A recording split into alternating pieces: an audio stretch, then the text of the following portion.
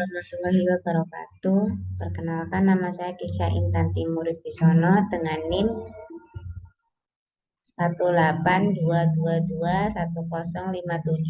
Di sini saya akan mengerjakan tugas UTS Sistem Cerdas. Pertama-tama, terus nama dulu.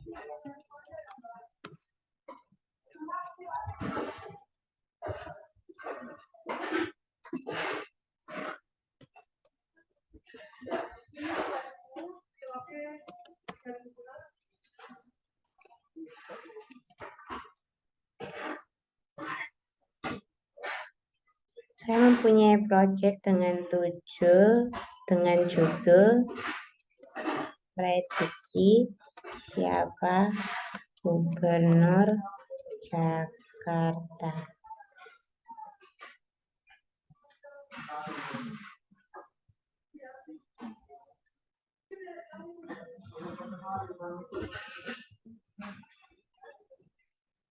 Kita ke GPT untuk bertanya.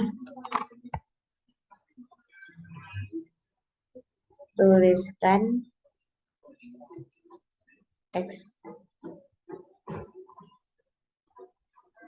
ekstraksi ciri dengan judul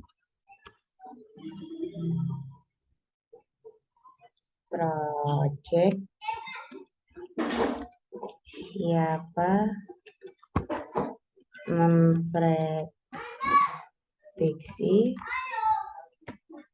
siapa gubernur Jakarta.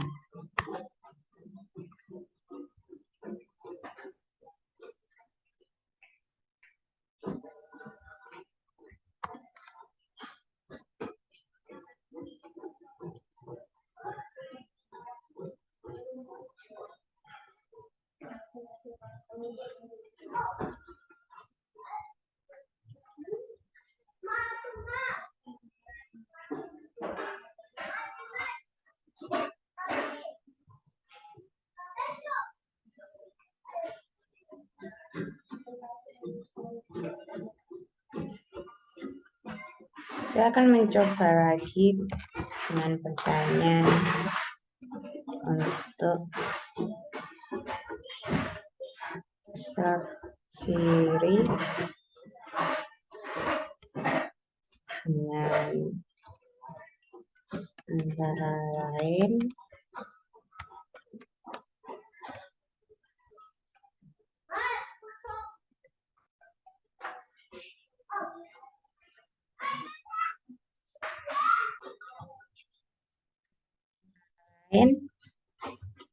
popularitas kandidat,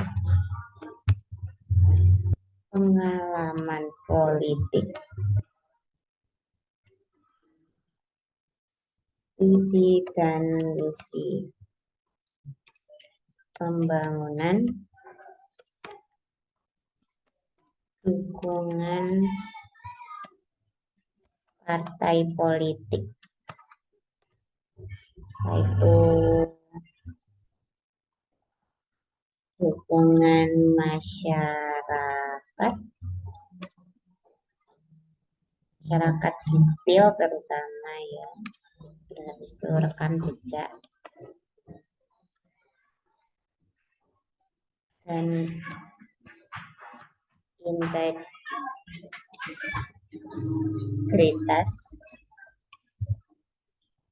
kapasitas kepemimpinan, kemampuan menyelesaikan isu perkotaan, kemampuan berkomunikasi dengan publik,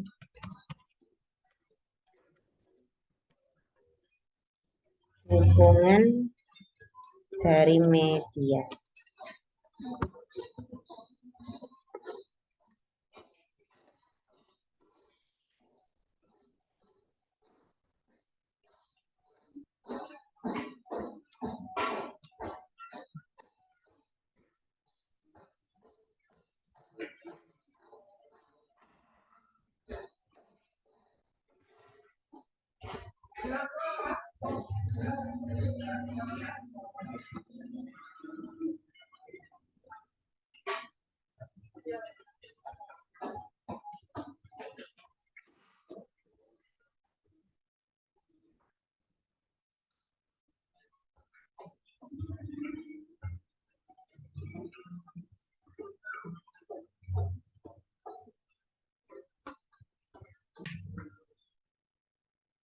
Saya akan bertanya pada ChatGPT lagi, sebutkan di setiap parameternya, semisal tinggi, sedang, rendah, dan dikasih juga untuk skala penilaiannya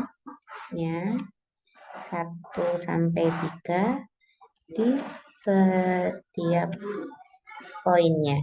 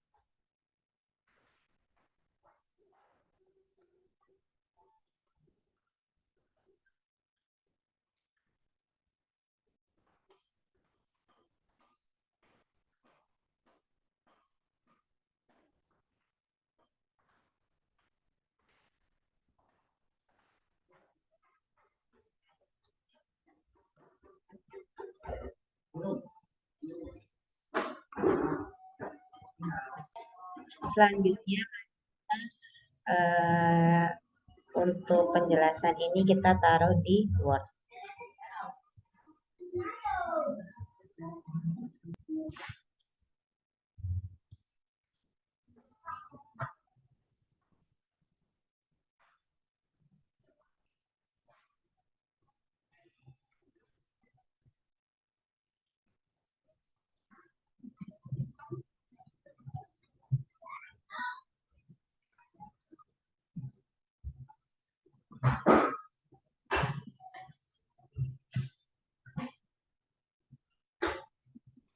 Yang pertama yaitu popularitas kandidat.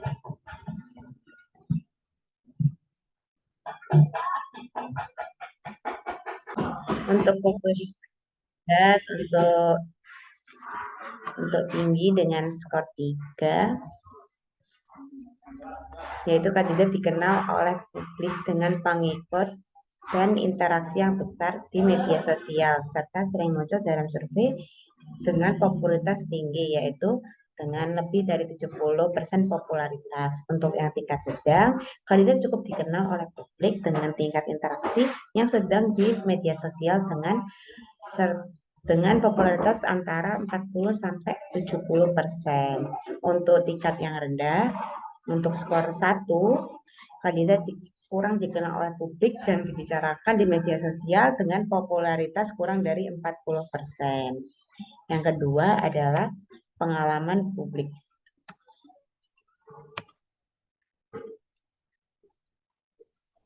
Kita rapikan dahulu. Nah, di sini untuk skor tingginya, kandidat lebih memiliki pengalaman lebih dari 10 tahun di dunia politik, termasuk jabatan eksekutif atau legislatif di tingkat nasional maupun daerah. Untuk tingkat sedangnya, untuk skor 2, kandidat memiliki pengalaman antara 5 sampai 10 tahun dalam politik, mungkin dalam jabatan daerah atau posisi pemerintahan menengah. Untuk skor rendah, yaitu skor 1, kandidat baru dalam politik dan atau memiliki pengalaman kurang dari 5 tahun tanpa posisi yang signifikan dari pemerintah. Yang ketiga adalah visi dan misi pembangunan.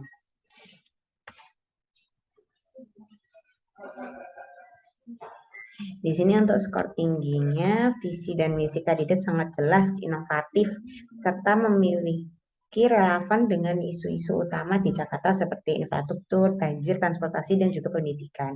Untuk sedang, yaitu dengan skor 2, visi misinya cukup jelas namun kurang inovatif atau tidak dalam menangani isu utama di Jakarta.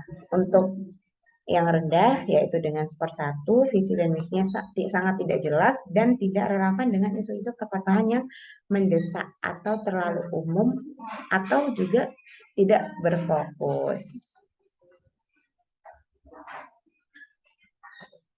Untuk yang keempat adalah dukungan dari partai politik. Di sini untuk tingkat yang tinggi dengan skor 3, kandidat didukung oleh koalisi besar partai politik dengan jumlah kursi mayoritas di DPRD lebih dari 50%. Sedangkan untuk yang tingkat sedang, yaitu dengan skor 2, kandidat didukung oleh partai politik menengah dengan kursi antara 25 sampai 50% di DPRD. Untuk tingkat rendah ya atau skor 1, di sini untuk skor 1 ini di sini kandidat hanya didukung oleh partai kecil atau independen dengan kurang dari 25% kursi di DPRD. Yang kelima ada dukungan dari masyarakat sipil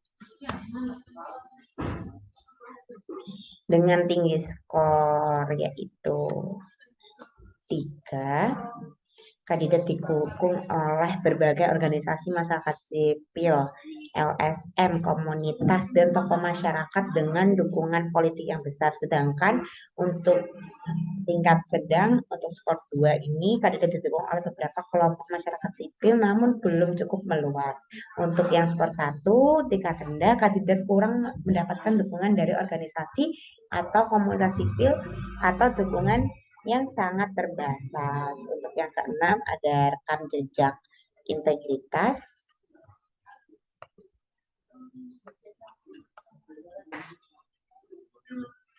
Untuk tingkat tinggi yaitu dengan skor 3, kandidat memiliki popularitas yang sangat baik, bebas dari skandal atau kontroversi dan diakui memiliki integritas yang sangat tinggi. Sedangkan untuk tingkat sedang, untuk skor 2, kandidat memiliki rekam jejak yang relatif bersih, namun ada beberapa kontroversi kecil yang tidak signifikan.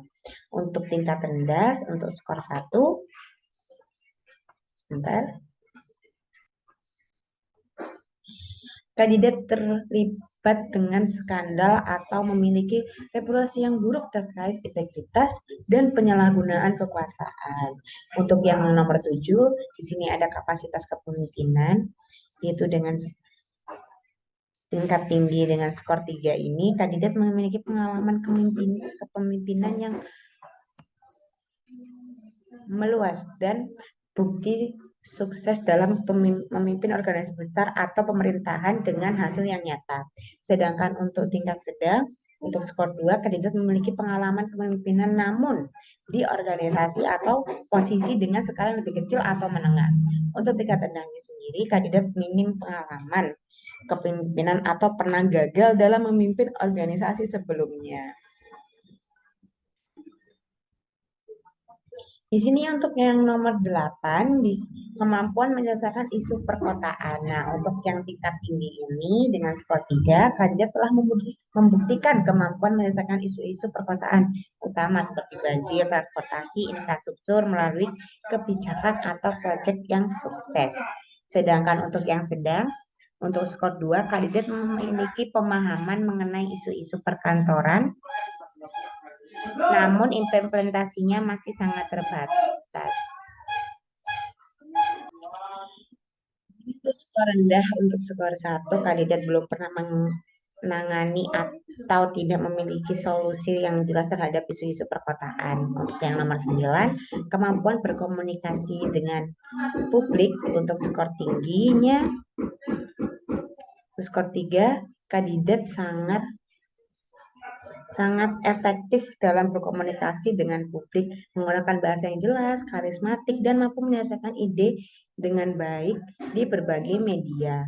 Untuk yang tingkat sedang atau skor 2, kandidat cukup mampu berkomunikasi dengan publik namun masih kurang dalam hal karisma atau kejelasan pesan. Untuk yang tingkat rendah, untuk skor 1, tingkat kesulitan dalam berkomunikasi dengan publik atau gaya komunikasinya sering disalahartikan oleh audiens.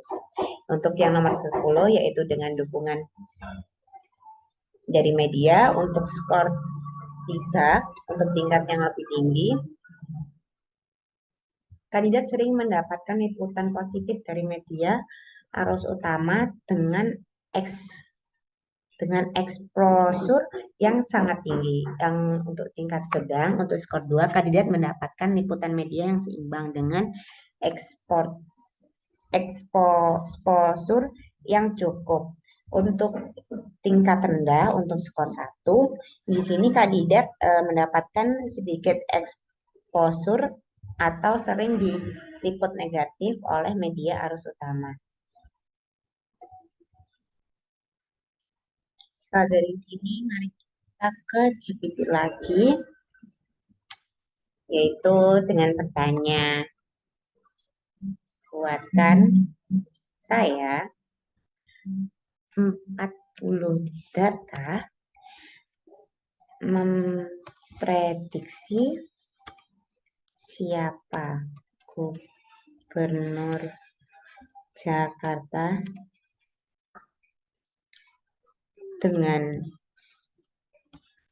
output 111,001,001,000.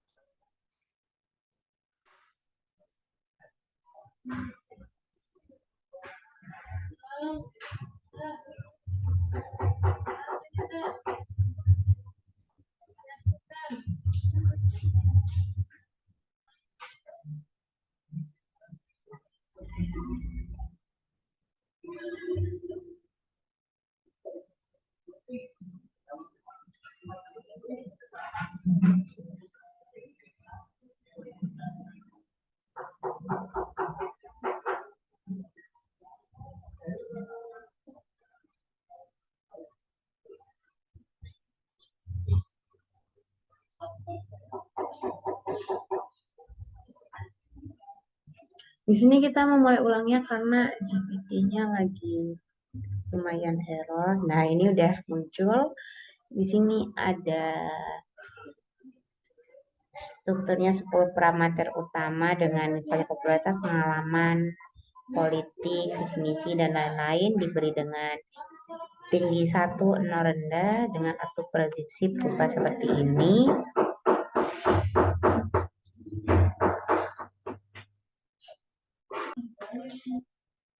Penjelasan outputnya yaitu untuk 111, kandidat sangat kuat atau memiliki peluang kemenangan yang tinggi. Untuk 011, kandidat dengan peluang sedang. Untuk 001, kandidat lemah peluang rendah. Untuk 000, kandidat hampir tidak memiliki peluang. Di sini untuk dia dipindah ke Word, maka kita akan pindah dulu ini di Excel terlebih dahulu. Nah, seperti ini. Ini tinggal dirapiin.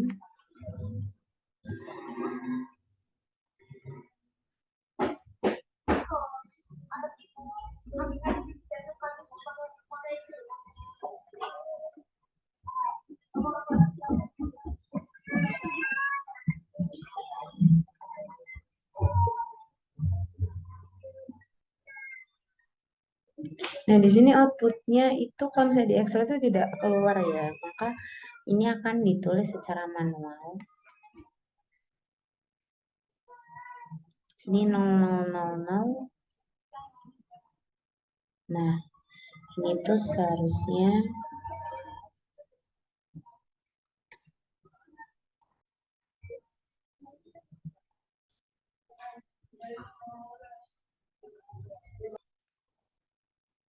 copy paste di Word aja langsung, jadi kita ngeditnya di Word.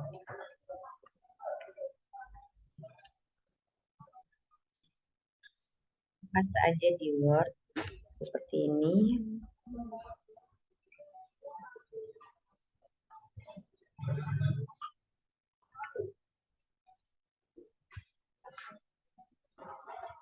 Hasilnya akan seperti ini.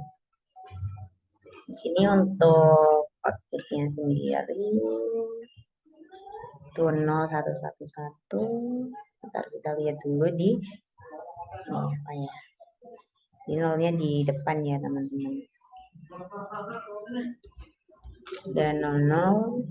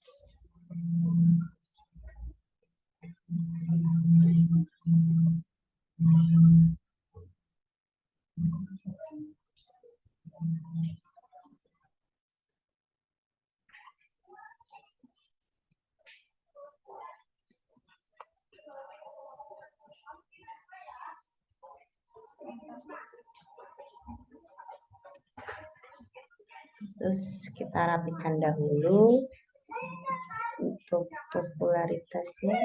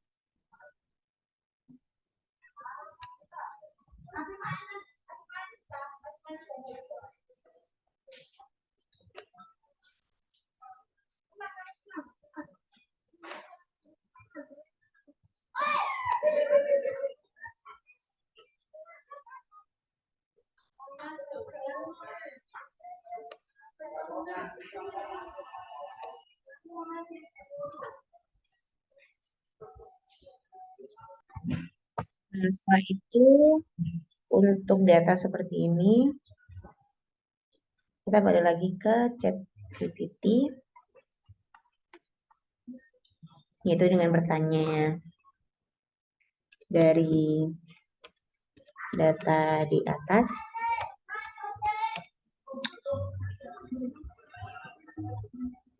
Buatkan codingan ANN dari 40 data di atas.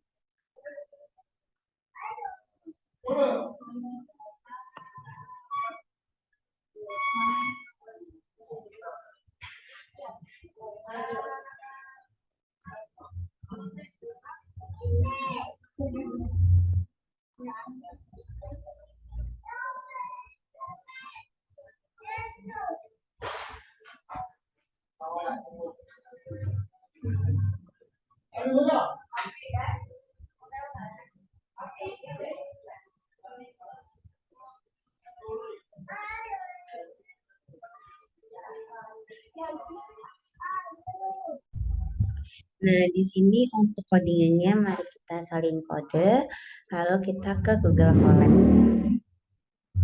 Nah, di sini kita run.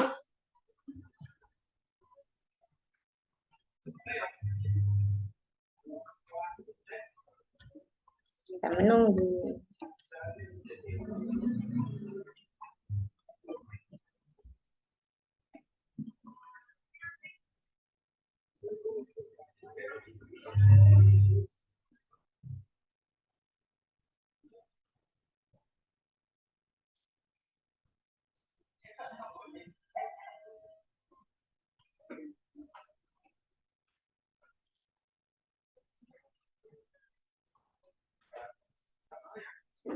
Nah, di sini ada keeroran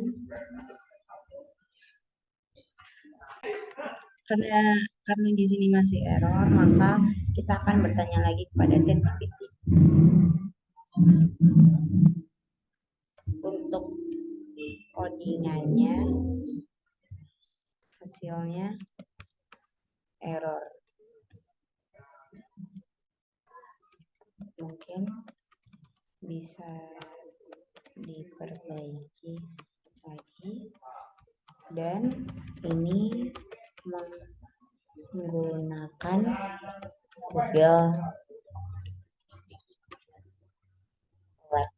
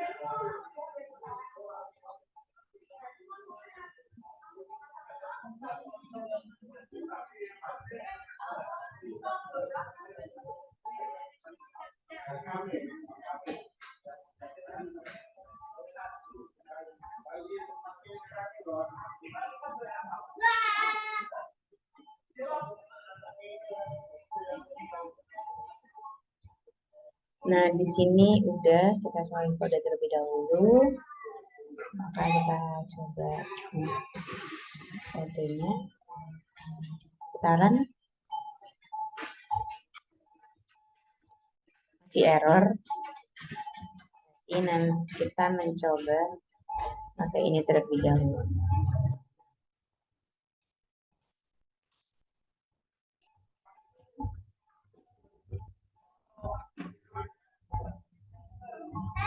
Itu kita coba mulai lagi untuk codingannya.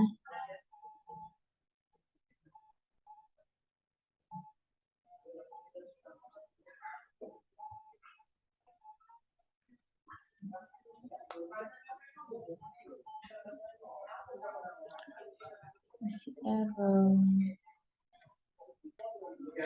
Nah, di sini kita coba untuk copy paste untuk errornya, maka GPT akan menganalisisnya.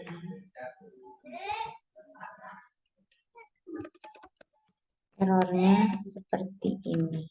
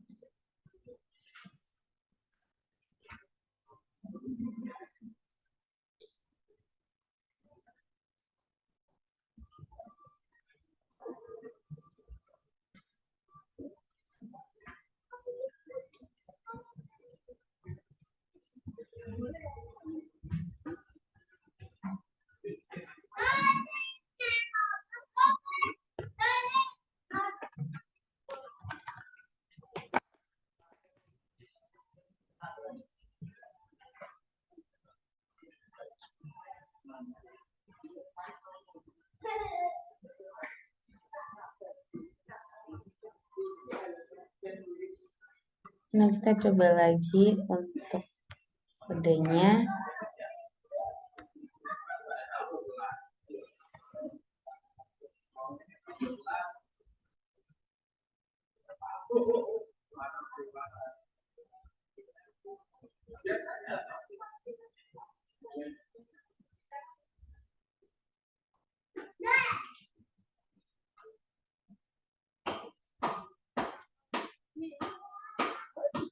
Ini udah selesai untuk kodenya. Selanjutnya, nah karena ini udah benar ya untuk codingannya dan juga untuk outputnya, hasil outputnya seperti ini, maka selanjutnya kita taruh dulu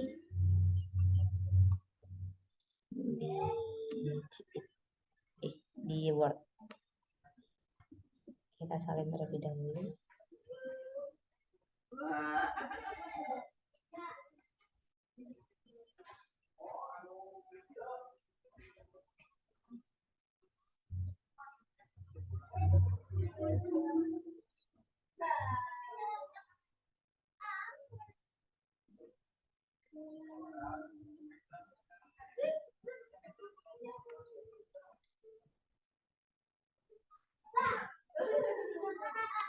Ini kita taruh di page dulu.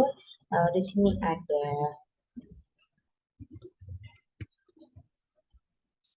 hasil kode.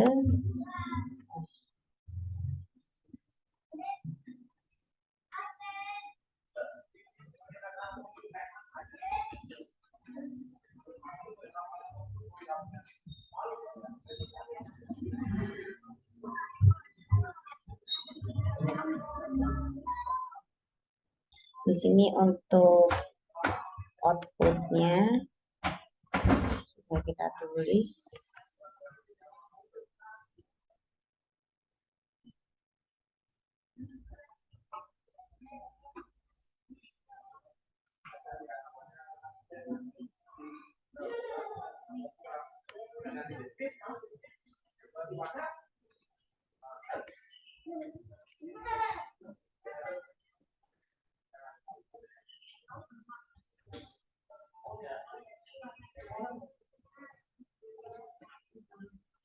Ini untuk hasil outputnya sendiri.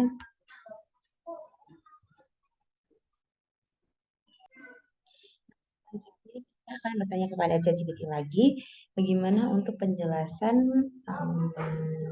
outputnya.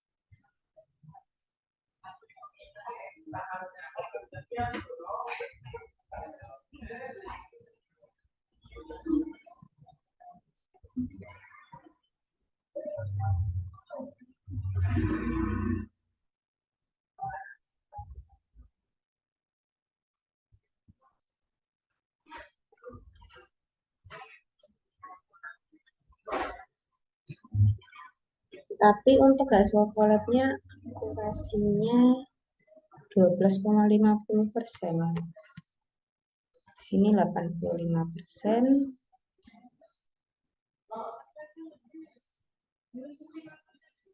Maka untuk penjelasannya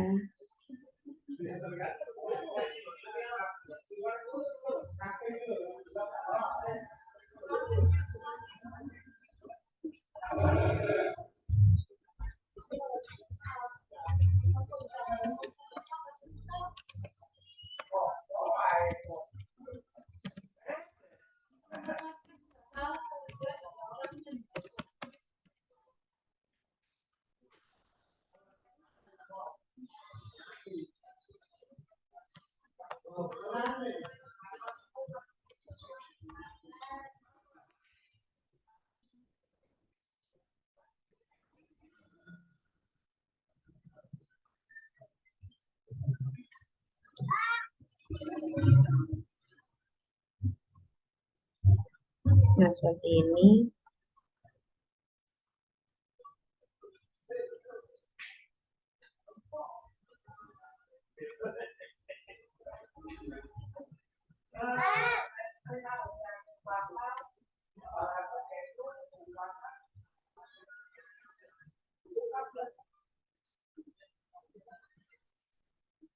Ya, ini sudah kita salin.